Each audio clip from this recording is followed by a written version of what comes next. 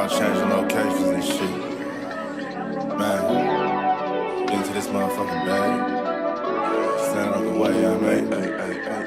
Sacrificing time for this shit. Man, I got a plan. Tried to tell niggas years ago, they ain't understand. Riding by myself in this coupe, I'm all in my head. Everything in life you can't replace, I build relationships. Pretty little smile make a nigga wanna lock it in. We met the same time I lost a friend, we should try again. You been on my mind, you should hop in. I ain't gon' hurt you, baby girl, you know we locked in. Used to be on FaceTime calls on the regular.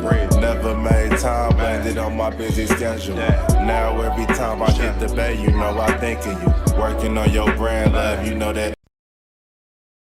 Reporting live from the liquor store, man. And when all three of us come together, man, it's Cowboys Uncut. Goddess. West Coast Cowboy in the middle, the Kanye West of this content stuff. And I'm a day one type of girl.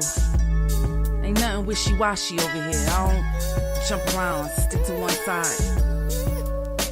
Yeah, the silver, the blue, we got them in their feelings.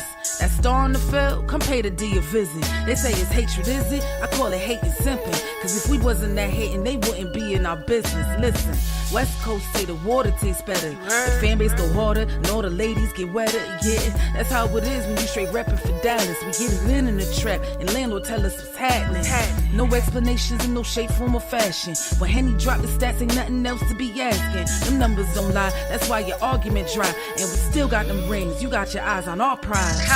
Whether an eagle, a giant, or a commando, you in the parking lot crying, we in the Lambo. We stay in our bag, we run it up in the draft. You still talking about the 90s, so who's stuck in the past? Get off me, and I'ma need you 6 feet back. And we ain't hearing nothing till your team beat that. And we ain't scared of running. So one team over here is Cowboys, leaders. Yeah, this you got is the poet. Big up West Coast Cowboys, HTM Sports, and Landlord from Alabama. Y'all check them boys out, man. Don't play around with the Cowboys content. Yeah, and you know it's DC, yeah. DC4L. All day. Every day. My dear Aunt Sally, we is at the P right now. We gotta go to free agency, then we gotta go to draft, then we can talk about training camp. And Stephen Jones, who's also a multi-millionaire, moves and feels like a what? Like a dude that is got $15 in his bank account. We finna come marching to Dallas with our picket signs, ticket torches, everything we can find. And we are live. What's good with y'all, man? It's your boy, Henny the Moore, reporting live from the liquor store. How's everybody doing? I know it's Monday. A lot of us are just now making it back to work after a long holiday break for Thanksgiving. Hope everybody ate good, got to fellowship with family, hang out. Got to see some winning Dallas Cowboys football. Not sure if we love, them abandoning the tank, but a win is a win, and you gotta love that they're winning, at least for the psychological part on it. Cause I know it's probably hard on our fan base to watch us get our ass kicked week in and week out. So, there's always a plus to that. I'm never going to poo-poo on a win. But salute to everybody out there. This is 1/3 of Cowboys Uncut. I don't know where West or Land is, but I decided to come on and give y'all some quality Dallas Cowboys content. And we're going to get right into it, man. We're going to discuss, free agency coming up in 2024. For the 2025 season, I should say. Because I know everybody is ready to talk about the draft picks.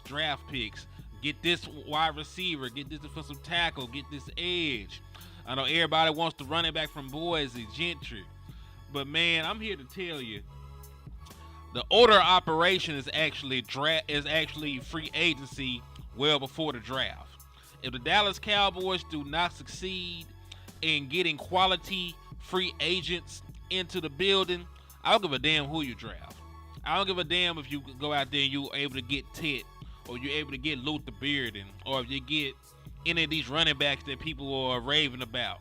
If the Dallas Cowboys don't also pair that up with a quality free agency, you're not going to be a championship team next year, man. You got way too many holes to even think about just strictly relying on the draft to fix everything wrong with you. But we'll talk about that. We'll talk about some of the people getting some love in the Pro Bowl for the Pro Bowl voting.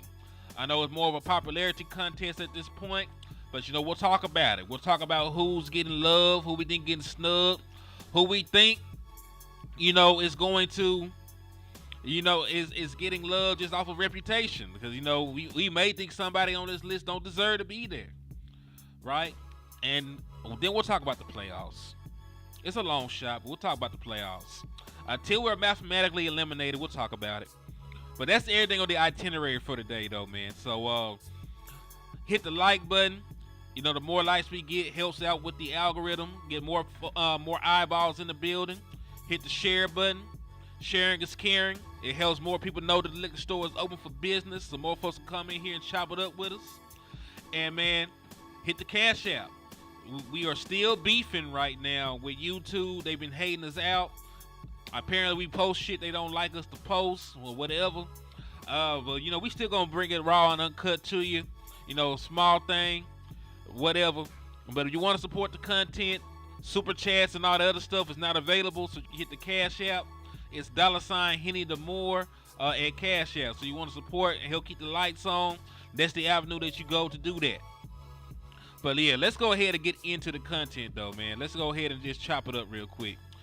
So let's start off, man. Let's start off with this.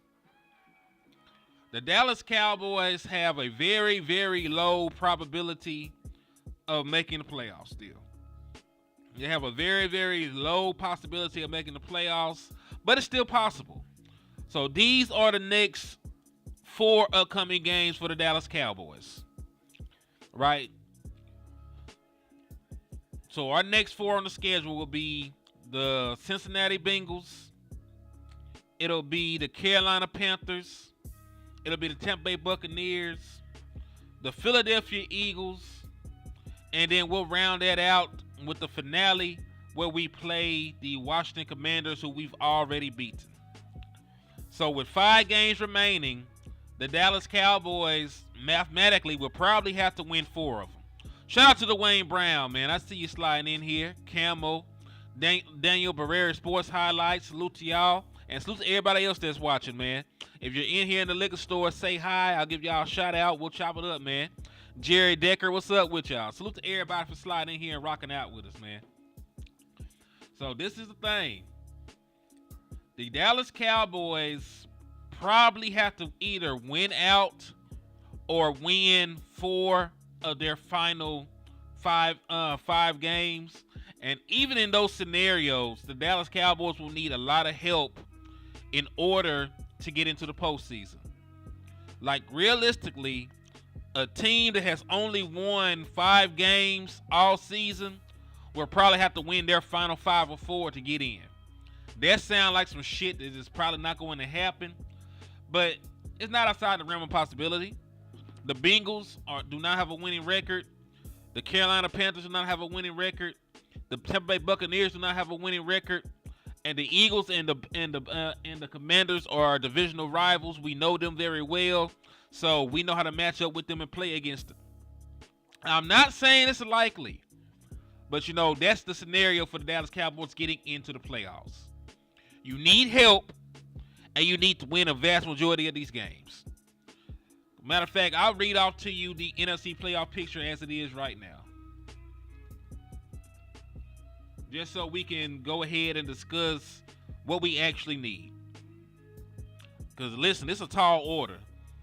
There's a reason why the Dallas Cowboys only had a 3% chance to make the. Hold that thought. Shut up, boy. I'm sorry, y'all. I just had somebody just yell out, even though they knew I was on the show. I'll beat them later. Not right now. And I'm just playing, too. So don't call Child Protective Services. I ain't going to beat them. All right. So even with the win, the Dallas Cowboys still only have a 3% chance to make the playoffs. As it stands right now, they still only have a 3% chance to make the playoffs.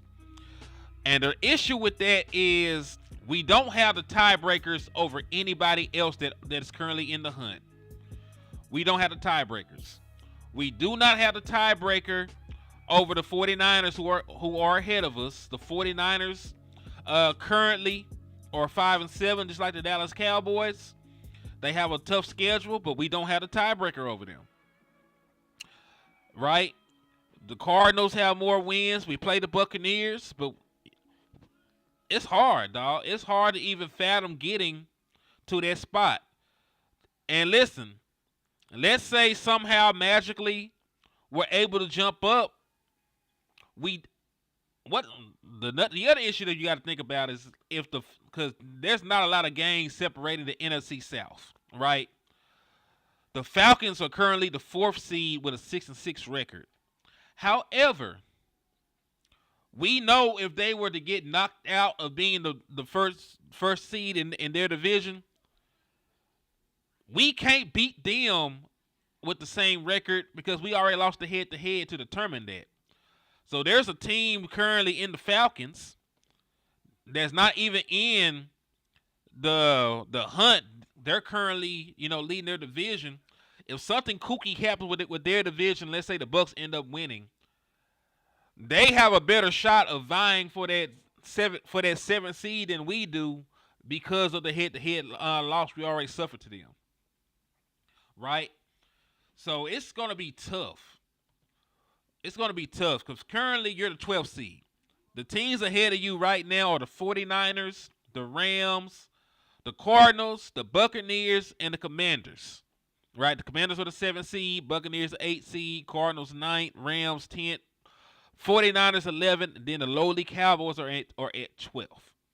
So realistically and plausibly, it's very hard to see the Dallas Cowboys getting into the playoffs. That's why I'm upset the Dallas Cowboys are fighting for their lives to even put themselves in the position. There's a real scenario where the Dallas Cowboys could win every single game and not make it into the playoffs. Because remember, even if you beat the Commanders and you beat the Eagles and you beat all the other teams, let's say you do a clean sweep and you get to 10-7. There's a real scenario where the Commanders are still the 7th seed. The Commanders could find 3 more wins on their schedule. Is what I'm trying to get to. The Commanders can get to 11 wins. You cannot get to 11 wins, so it's a moot point unless the Commanders fall off a cliff and they wet the bed and they lose a majority of their final games down the stretch. There's a real scenario where they get to 11 wins, right? There's a real scenario where they get to 10 wins, but they might have more wins over the division. There's a scenario where you don't get to 10 wins and you just get to 9-8, and they get 10 wins, they still get the division. So point being, unless there is a catastrophic collapse by the Washington Commanders, it is very hard to believe the Dallas Cowboys will make the playoffs. But there's a 3% chance. Everybody's talking about playing to try and make the playoffs. So that's what I had to just bring it up. You're up against damn near insurmountable odds in making the postseason. Mathematically, you're still alive because you don't have a 0% chance. But dog, it's hard. And even if you don't see Washington getting to 11 wins, cool. They can get to 10. And if they get to 10 and we get to 10, I got a sneaking suspicion that we won't have the tiebreaker over them.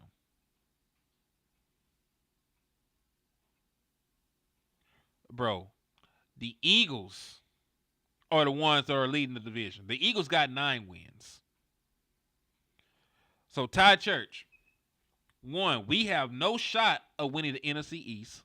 We lost head-to-head to the Philadelphia Eagles. And the Eagles have 9 wins currently. The Eagles are playing for the 1 seed at this point. So, not only can we not win a division, we probably will not, get the wild card. Like I said, they're factoring in everything. They're factoring in tiebreakers. They're factoring in strength of schedule, all that shit. There's a reason why you only have a 3% chance of making the playoffs this year. Because there are teams in the same position as us clawing and trying to get there. He's talking about the division tie. In order for us to win a division, we have to have more wins than the Eagles. We're not going to more wins.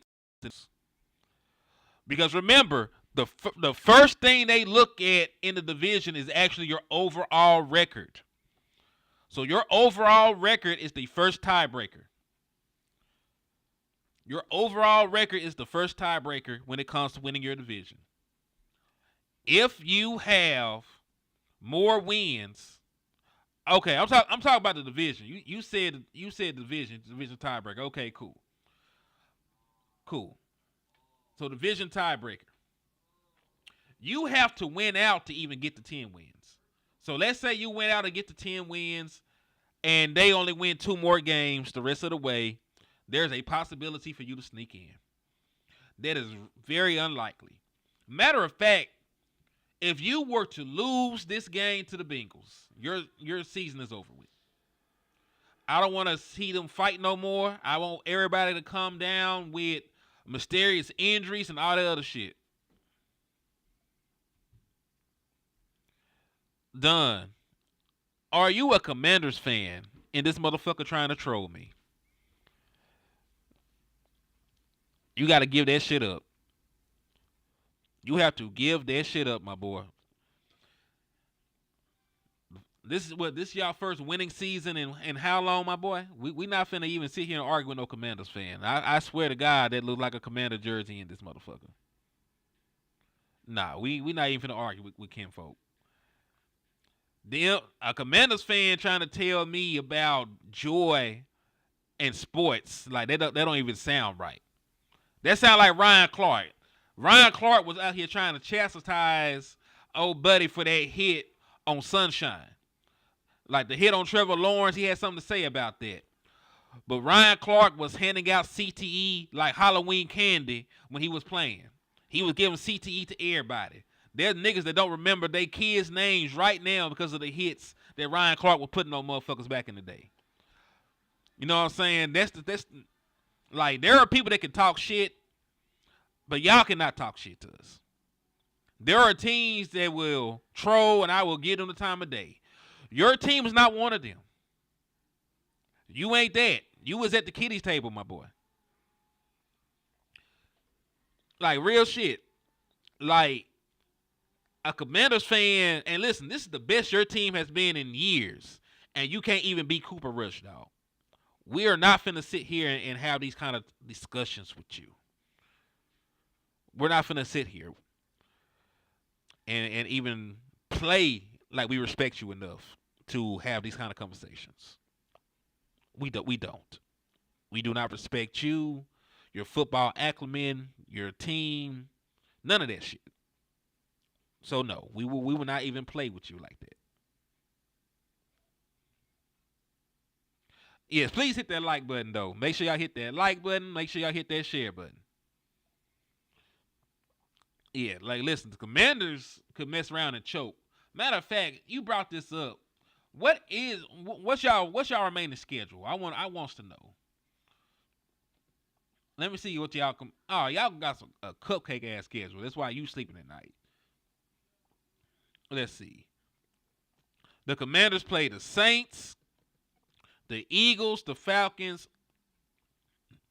Oh shit, you only got 4 games left. That's beautiful. You know what's crazy? Y'all could lose 3 of these games, though. I ain't gonna hold you. You motherfuckers could lose 3 of these bitches. Y'all already shown that we can beat you. So you could lose to us, you could lose to the Falcons, and you could lose to the Eagles. You could lose your final 3 games. That's the crazy part about it. The Commanders could mess around and lose 3 of their final 4 games because they sorry like that. What's good, JV? Thank you for tapping in, man. We up here just talking about playoff scenarios and stuff like that.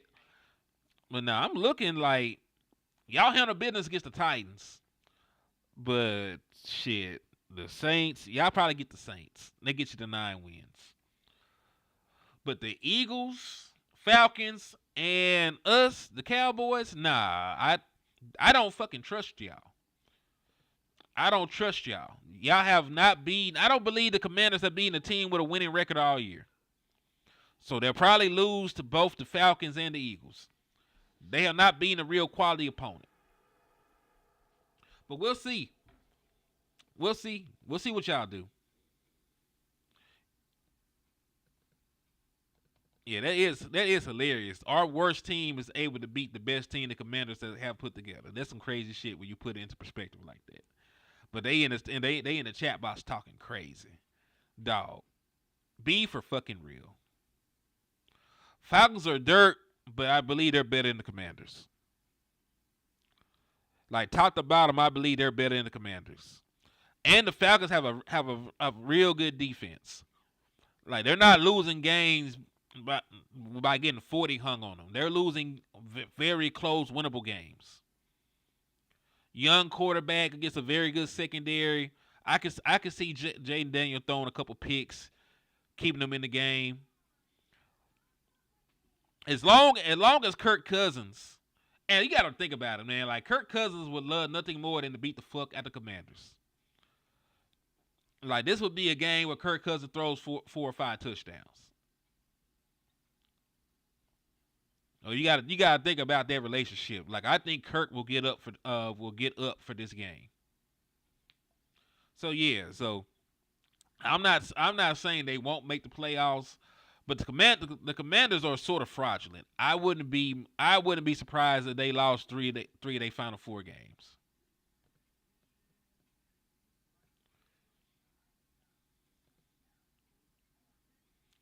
So let's continue though, man. So that's it. That's what we were talking about. We're talking about playoffs.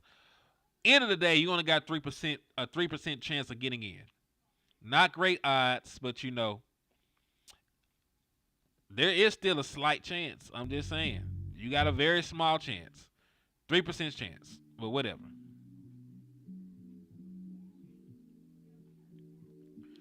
So let's see. Let's move on to the next talking point, man. So as you do know, Pro Bowl voting has started. Hold on, let me turn this down just a little bit before I start freestyling, because this motherfucker be hard as hell.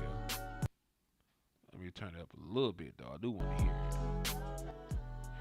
All right, cool. All right. That's usually the curse of playing the Dallas Cowboys. Matter of fact, speaking of that, you know the 49ers have only won 1 game since they beaten the Dallas Cowboys? We have the same record as the 49ers. They've won 1 game since they beat the Dallas Cowboys, bro. But anyway, we're talking about Pro Bowl and who's deserving of the Pro Bowl for the Dallas Cowboys roster. I know as a team we have underachieved. We're probably going to miss the playoffs. Yeah, it's been rough. But we got 6 players that are top 10 at their position in Pro Bowl voting. Cavante Turpin has the most Pro Bowl votes for a kick returner, punt returner. I definitely think he does deserve it. Probably, I don't know. Honestly, I do not know. Probably Boswell, but I don't know. I haven't actually went and looked at the particular people who are ahead of them on these lists or anything like that. Don't particularly know. Brandon Aubrey, second amongst kickers. That's fine. He had a couple of misses, but he's still one of the best kickers in the National Football League. CeeDee Lamb, he's going to have over 1,000 yards receiving. Hopefully. Cooper Rush does right by him good in football. But he should have over 1,000 yards receiving. He's still one of the better wide receivers in the National Football League. Definitely one of the best wide receivers in the NFC. But, I think he's deserving. Zach Martin, man, let's have a real talk. I'm gonna take this down real quick. I'm gonna take it down, bro. Zach Martin is getting Pro Bowl votes because of his name. His name is Zach Martin, therefore he is getting voted for to be a Pro Bowler. That is it. That is all. He has not in any way, shape, or form earned the right to be a Pro Bowl guard. He is probably having one of his worst seasons as a starting guard in the National Football League. This is one of his worst seasons as a pro. But they still are going to let him in because he is Zach Martin. I understand. I do not agree.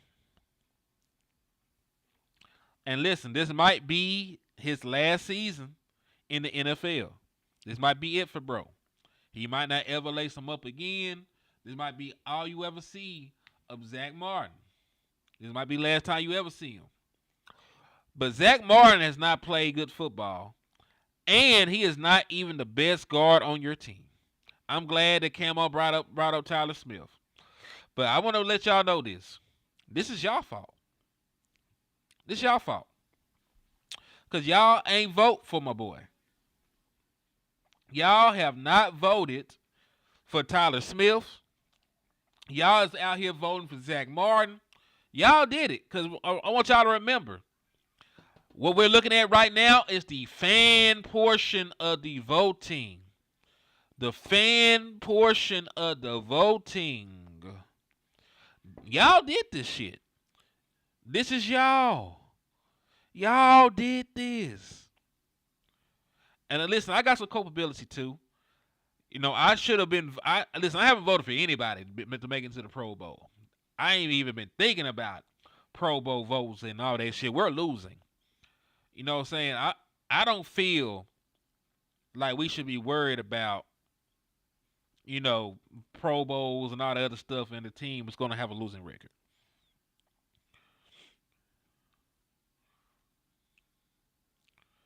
You know, I haven't voted. But for y'all that are voting, why are y'all voting Zach Martin in? Do you feel sorry for Zach that he probably going to retire without that ship? Are people that are casuals just voting? You know what I'm saying? Like I want to know the real reason why Zach Martin is being voted into the Pro Bowl over Tyler Smith, who was more deserving. Zach Martin, like we said, Zach Martin ain't even the best guard on the damn team. He has not been the best guard on the team for like 2 years now. And we're being all the way 1,000.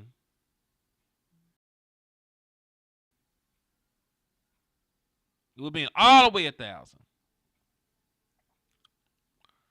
You said Pro Bowl gonna be the highlight of the season. Probably so though. Probably so. I don't think you're lying. I also think that we wrong as hell for this. Send him out on a positive note. All right. Like, listen. If this is going to be his swan song and y'all are just trying to send him out on a high note because it didn't go the way we wanted it to go for him or the team in general, I completely understand. I completely understand. But if you're just going, you can't sell me on it being about merit.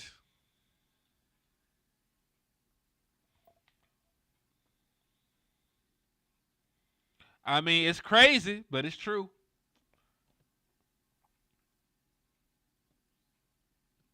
It's crazy, but it's true. And I love Zach Martin, but Zach Martin has not played good football, bro. Zach Martin has not played good football at all. Based on this singular year, he is not worthy.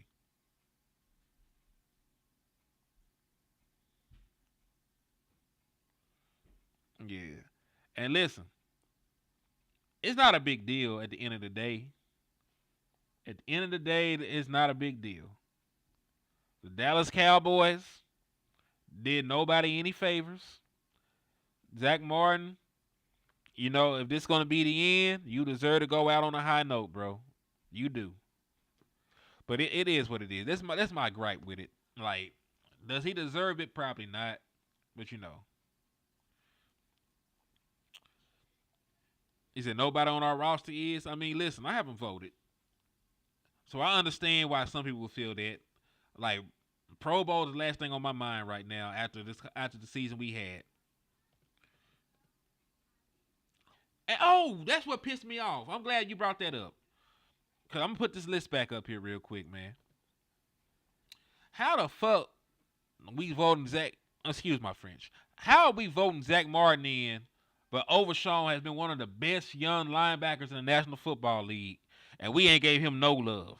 He's not even in the top 10 of votes for the linebacker position. This man got sacks, he got tackles, he got a pick six. Like, why is Overshawn not getting the Pro Bowl voting love?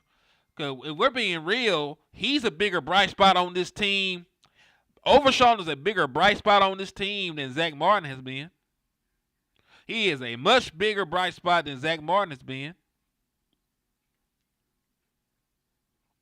Like, we're looking for stuff to look forward to next year. It's seeing more to Morgan Overshawn and how he develops as a player and his impact on the field and the splash plays that he makes and the havoc that he creates as a blitzer, as a run defender, as a true linebacker. So why do we have guys like Hunter Lukey up here? I understand Trent. I mean, it's a long snapper, man. You got to vote for somebody. You got to vote for somebody. It's a long snapper, dog. I don't really know if that should even matter. Like, I might be able to be a long snapper. I don't know. I ain't trying to hate. They are professional athletes. I ain't trying to hate. I don't really know how difficult the shit is because, I don't know. But you can vote anybody as a long snapper, in my opinion. I don't think it cares. Like, I can't name you 10 fucking long snappers. So I don't really think that even matters. But we up here voting for Zach Martin, and why not get the love to Overshawn, man? He actually is deserving of it. But it is what it is. That's really my gripe. If Overshawn was also up here, I probably wouldn't have said shit. I wouldn't have said nothing.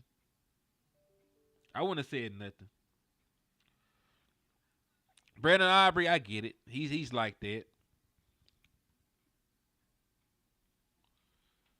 But let's move forward. There's only 9. That's so crazy. Listen, I think Terp should make it too. Terp, the kicker, should be locks. There has been too many. Is there Hunter the only fullback in the league?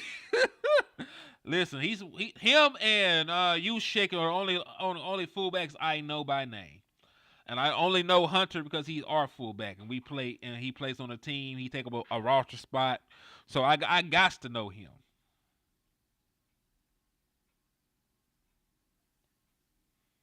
He's the only one I know outside of Ushek. Oh yeah. All right. So let's continue with my initial thought. When I came on here, I was talking about free agency over the draft. And this is really the most important talking point. I ain't know why I waited so long to even cover this. Free agency over the draft, and I'm going to tell you why. With the draft, you are taking educated risks and gambles on players you have never seen play in the National Football League. They should not be the determining factor on if you will be a good or bad football team, in the next season. They should not. You should be pleasantly surprised by their contributions. You should not be living and dying by if those draft picks pan out, because not everybody's going to hit the ground running. You're just now getting a return on investment from DeMarvion Overshawn, and he was a draft pick, not this year, but the year before he got injured, right? You're just now, excuse me, at the end of year 2, getting some form of return on investment of Maji Smith. You're still not even sure if he's going to be a starting defensive tackle for you long term just yet. You're just now getting a return on investment from that. You're just now seeing a little bit of some from Schoonmaker. Year 2, at the end of year 2, still don't know if he's going to develop into being a starting tight end for you down the line. You get a splash play here and there. He's doing a little something. He's doing better because you was getting absolutely nothing from him. My point being though, the teams that are successful, they don't just only build through free agency. They also are. I mean, they don't just only build through the draft. I'm sorry, I misspoke. They build a large section of their team through free agency. When you talk about the Philadelphia Eagles, the guy that is moving the needle for them right now is Saquon Barkley, who was a free agent acquisition. He's a free agent acquisition, right? And he has done wonders for this team. Around this time last year, that team was getting ready to collapse. They were shaky. They weren't looking the same. They weren't blowing teams out. They weren't really dominant. Saquon Barkley has changed life for the Eagles. They've become explosive, not just in the passing game, but in the rushing game due to Saquon Barkley. They're able to protect their quarterback a little bit better. He don't got to put the ball in the air 30 times for them to win games. When you look at the Packers, who were already a playoff team last year, they improved by going getting Josh Jacobs. Right? That's why they're still in contention. They can sneak. They might be able to go on a run and win their division. It's going to be tough, but, they're in line to do good things because they went out there and they acquired talent in free agency. Even when you look at teams that built a large majority of their team through the draft like the Lions did, that still did not stop them from having free agent acquisitions to try and put them over the top. Montgomery was not a draft pick. And then they went and drafted Jahmyr Gibbs to pair up together in that backfield. They went and got DJ Reader, who was one of the best interior defenders in the National Football League, as a free agent. Last year, they had C.J. Gardner-Johnson playing safety, making plays for them to help shore up that secondary. And then they did it again this year when they brought in, I think it's Carlton Davis. I think it was Carlton Davis they brought in to play. They brought in Carlton Davis to play corner for them. Former Super Bowl champion Carlton Davis played for the Bucs as a boundary corner. So it's not just what they did in the draft. They went out and they got good, solid free agents to help them win football games. They brought in Tim Patrick. They brought in these guys as signings. You know what I'm saying? Like they aren't living and dying by the draft. They're doing more. They're doing more. Also, man, if everybody just now sliding in, we 44 deep. Make sure y'all hit that like button. Make sure y'all hit that share button. And please, if you can, make sure you hit that Cash App to help your boy out. We are demonetized. We're doing it for the love of the game right now on YouTube. So help keep the lights on in the liquor store, man. Make sure y'all hit that Cash App, $ Henny the more, to help us continue to do content and create. Love coming on here with y'all and chopping it up. So yeah, man, just hit that like, hit that share, hit that Cash App. And I appreciate all y'all good folks in advance. We got almost 30 free agents. They got to do more than a draft. Thank you, Paul. Because listen, you don't have to sign all expensive free agents. You don't. But you can't sign only dollar store free agents, right? You need at least one decent free agency pickup, and then you can sign some other guys in free agency. But you need at least one difference maker.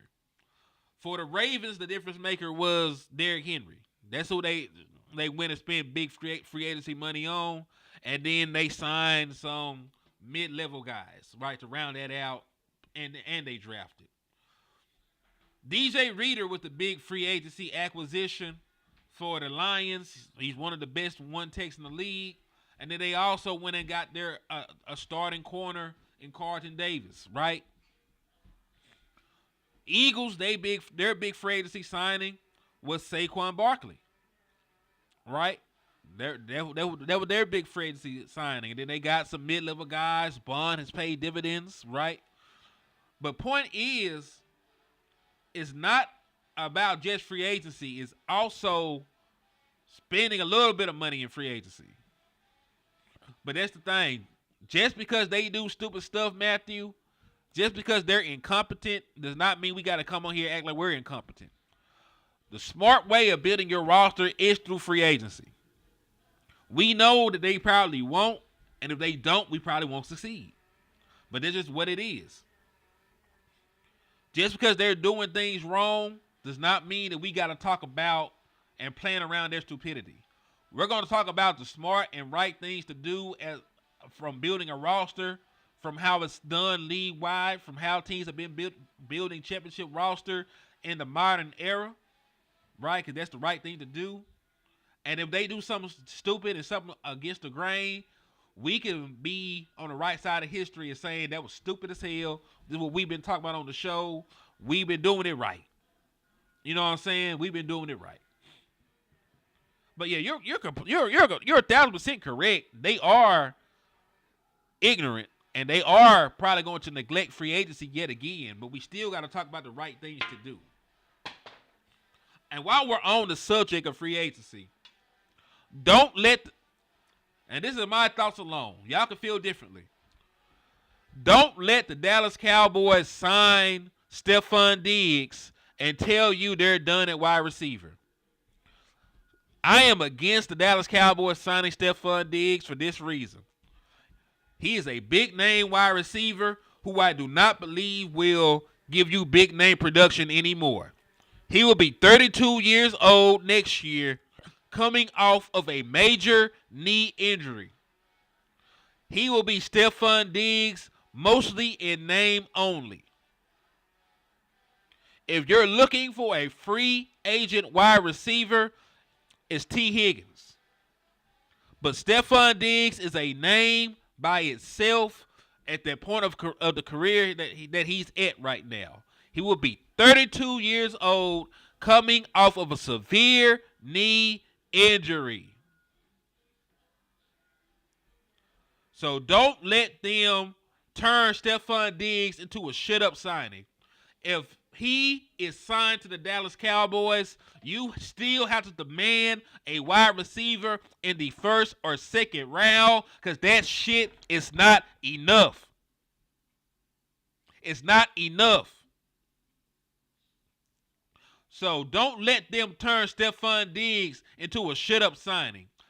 If you sign Stephon Diggs, you got to beat the table and tell them, I need more. Don't let them just sign Stephon Diggs and say, all right, we good. You're not. At this point in his career, you might not see a marginal difference in between Stephon Diggs and Brandon Cooks. You may not see a marginal difference in between Stephon Diggs and Brandon Cooks. 700 yards, 7 touchdowns, or eight touchdowns. That's what I would expect from a Stephon Diggs in a secondary role at the age of 32 off of a knee injury. And that's being polite, because I like Stephon Diggs. You need a different weapon. You need a true, legitimate wide receiver too. Because Stephon Diggs need to be transitioning to being somebody's wide receiver 3. He's been a wide receiver 1 damn near his entire career. It is time for him to take a step back. With age, with injury, you cannot be relying on him to be a wide receiver 2. He needs to be your wide receiver 3. Just like he was pretty much planning out to be for the Houston Texans. And that is also fair.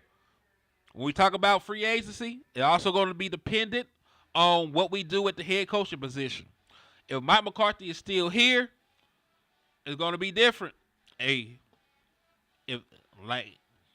Cause listen, if we end up getting a defensive-minded head coach, they probably get Abdul Carter, or they might go out and get Walker, Or they might go and get Mason from Michigan.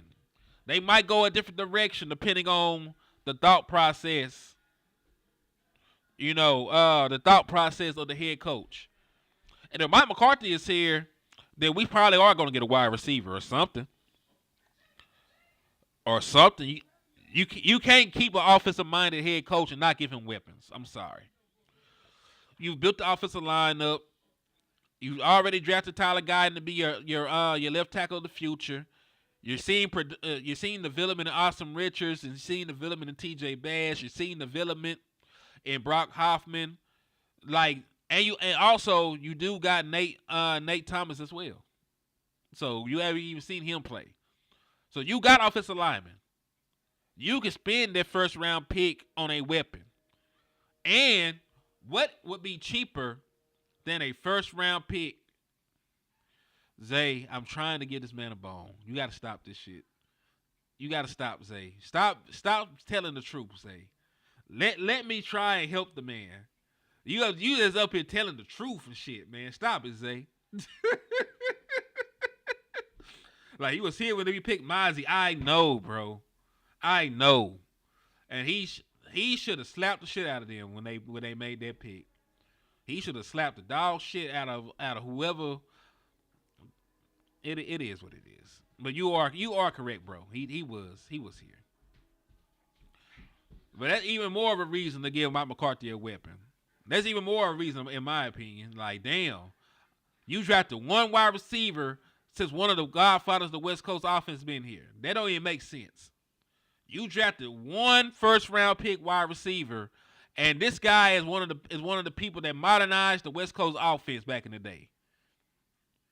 He is one of the people that modified the West Coast offense.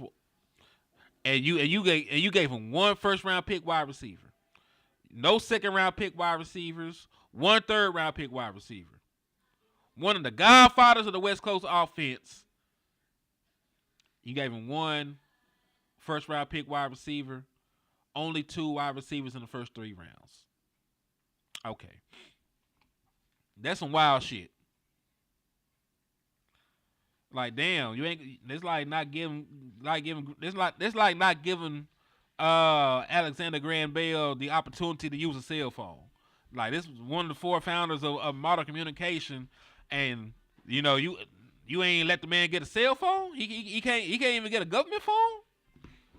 Make a call or two to see what this shit done turned into. Like, all right, Dwayne Brown, what's up with you?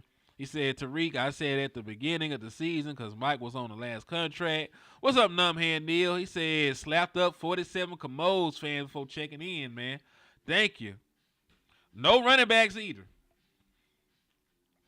No running backs. Because remember, Tony Pollard was a 4th round pick in 2019. I think it was 2019. Yeah, 2019, and his first year here was in 2020. So, yeah. You punched the Eagles fan in the face. You were doing the Lord's work. Thank God for you, Angie. Angie done punched on an Eagles fan. Numbhead Neil and slapped up 47 of them. So, we got 48 casualties right now. I need somebody to help me make it 50. What's up with you, Dunny? They were tapping in, brother. They were tapping in and showing love to the podcast, brother. Appreciate y'all for rocking with your boy.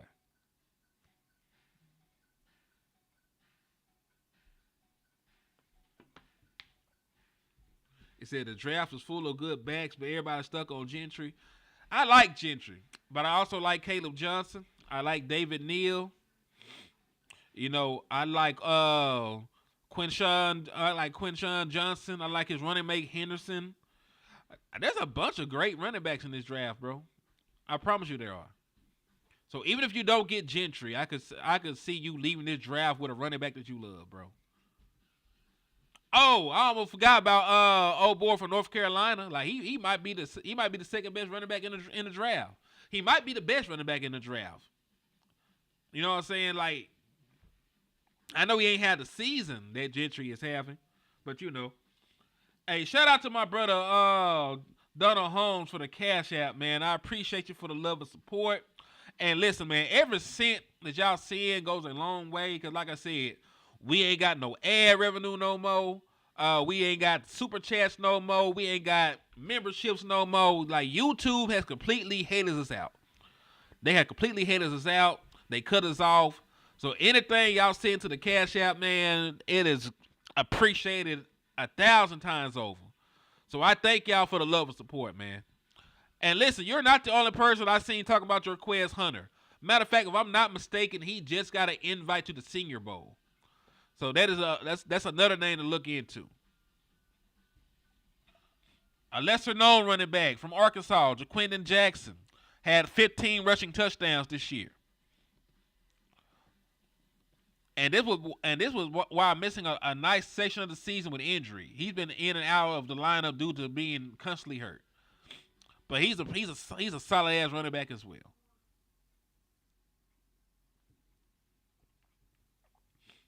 But hey, it also depends on the running back, right? Because I'm not gonna sit here and say that running backs aren't worthy of first round picks, right? I'm not gonna say that running backs aren't worth first round picks.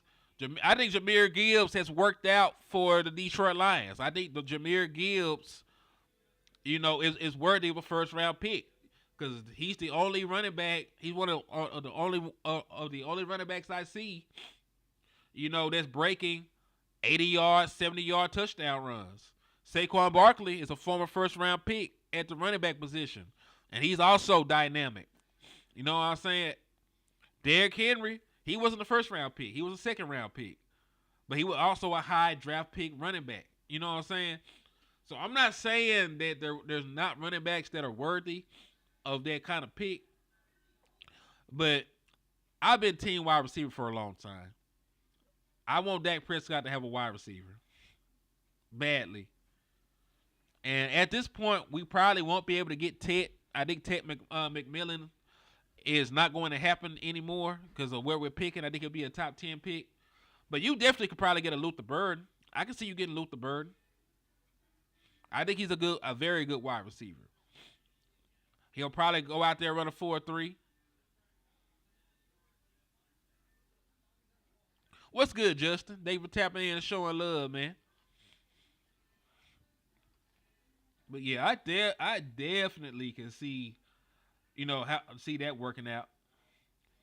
Also, shout out to the Wayne Brown for the Cash App too, man. Thank you for the love and support, my brother.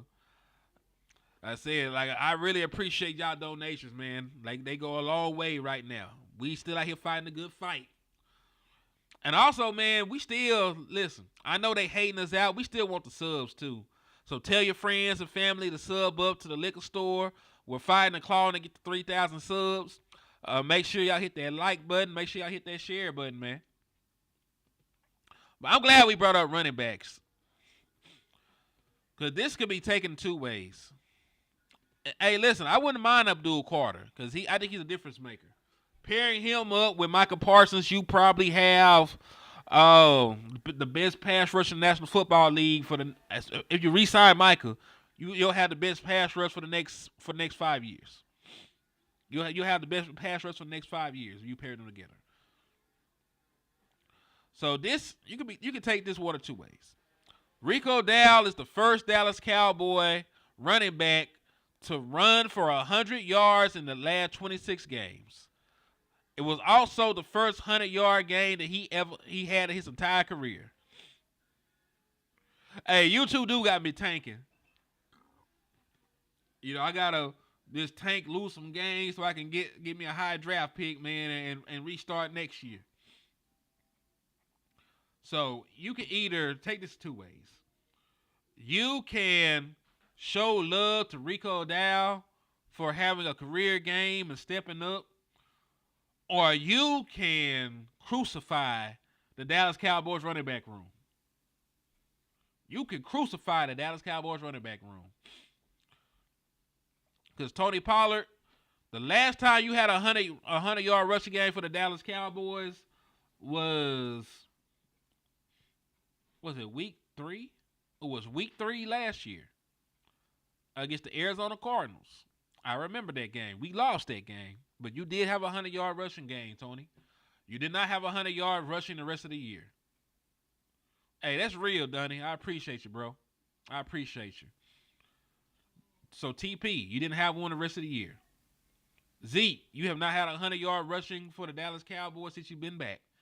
Rico, you had one, and that was against the New York Football Giants, who are not a great team.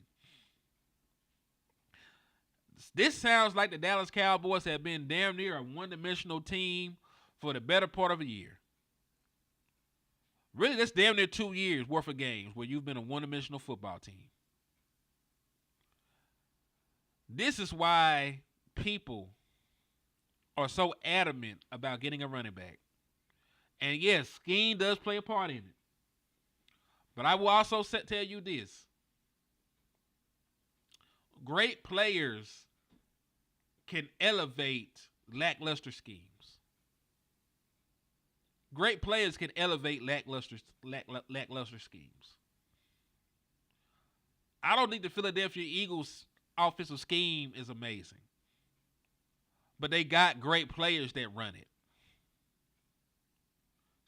Running the ball with Saquon Barkley and throwing slants to A.J. Brown and Devontae Smith and go balls work because those players are good. A.J. Brown is an all-pro. Devontae Smith was a Heisman-winning wide receiver. Saquon Barkley should probably be the MVP of the league this year. Like, great talent elevates so-so schemes. I don't think what the Dallas Cowboys did in 2016 was overtly complicated. You ran the ball with Ezekiel Elliott.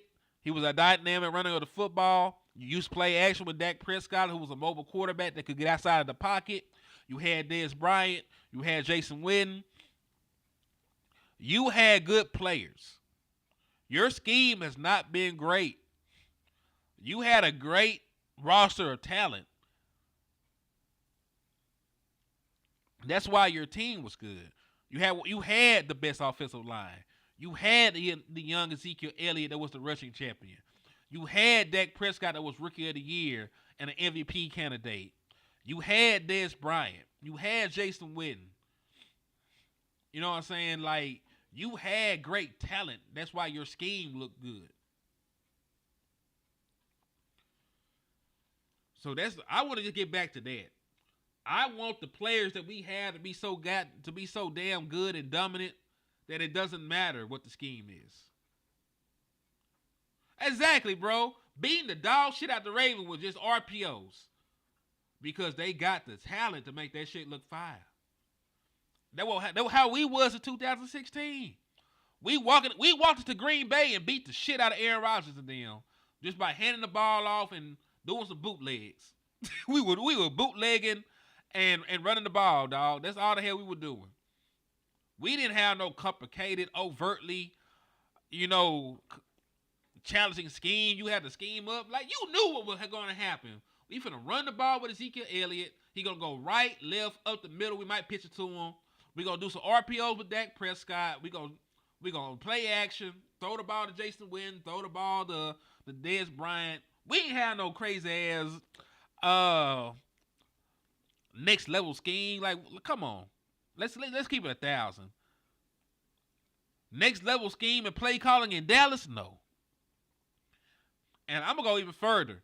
When we were winning Super Bowls and championships, Norv Turner was not running a complicated system. He said so himself. A majority of their plays was Emmitt Smith left, Emmitt Smith right, Emmitt Smith up the middle. Throw the ball up to Michael Irvin. Norv Turner said himself his scheme was not overtly complicated. Yeah, Terrence Williams was balling too in 2016. Shout out to Terrence Williams too. He's a good guy. He even came on the show that time. So salute to Terrence Williams. So man, listen. I understand what people want, a better scheme, but we lived through it in 2016. That scheme was not complicated. You just had great players. You just had great players. I think I'm gonna leave on that note, dog. I think I am gonna leave on that note. We got it. So let's get better wide receivers. Let's get better running backs. And we'll have a better offense. I promise you. They'll make the scheme. I don't need the scheme to make them. I don't need somebody to take a scheme and elevate some nobody wide receivers and some nobody running backs. No.